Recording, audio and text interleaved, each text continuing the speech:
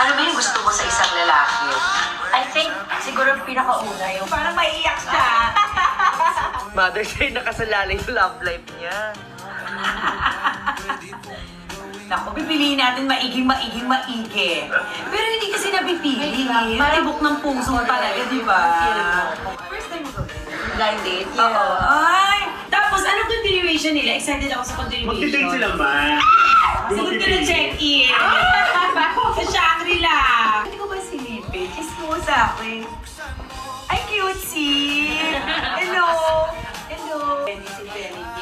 For me, dating a partner or having someone really reflects on myself being wherever your pros and cons, I'm willing to accept. Because Kasi feeling ko, siya na yung magiging pinakamasayang tao pag ako pinili. Siguro po yung pagiging clingy ko.